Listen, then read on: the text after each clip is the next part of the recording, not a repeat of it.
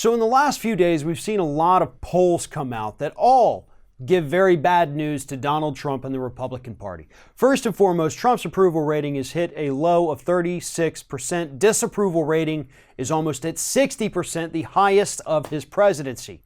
Only 7% of people in the United States say yes, we should fund the border wall in order to end the government shutdown. Only 7%! They couldn't even break into double digits with that one. And when it comes to supporting the border wall overall, less than 1/3 of people in the United States, fewer than 1/3, support the wall at all. And yet here we have a president who keeps telling us on Twitter that we got to have this wall. People want the wall. I'm listening to Ann Coulter and she says she wants the wall, and that means everybody wants the wall, according to Donald Trump, apparently. But the truth is that no, most people don't want it. Most people want the shutdown to end. Most people blame Donald Trump and the Republicans for it. And that is going to hurt the Republican Party, at least for right now. And that's what sucks about all this.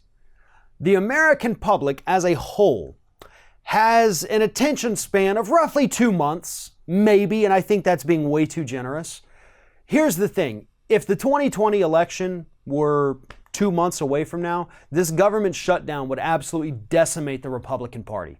But given the fact that it's 23 months away, 22 months away, it's not going to matter. Voters in this country, unfortunately, will have forgotten in November 2020 that Republicans caused this government shutdown, the longest in our history. They're going to forget about the TSA agents having to work for no pay. They're going to forget about the FDA not being able to inspect our food. They're going to forget about new drugs not being able to make it to market because we can't do testing. And they're just going to vote again. They're going to forget about all of it because they always do.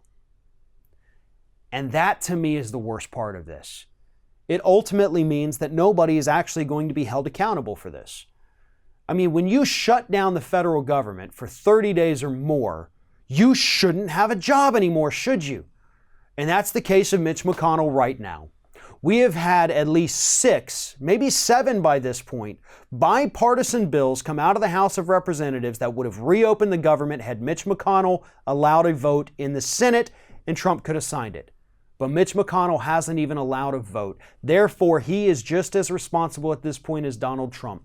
Democrats have been working around the clock to get this thing done, in spite of the Republican talking points of, Democrats have done nothing. They haven't done anything. They were down partying in Puerto Rico.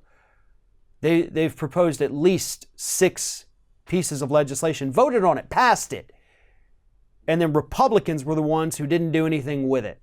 They should pay a price for this. Voters should remember in 2020, but I have so little faith in them, unfortunately, and I don't mean any disrespect by that. But you do it all the time, folks. This is up to you. And sure, the Democratic Party can run a couple ads talking about this shutdown, reminding you of the hell we've been through and the hell we're still going through. But is that going to sway you? Are you going to actually remember what it felt like?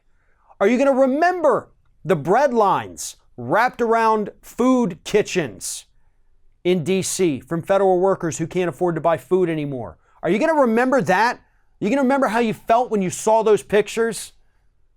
Or are you going to forget about it and say, well, Mitch McConnell hasn't done a horrible job as senator. I'll vote for him again. Why not? Sure. What have we got to lose?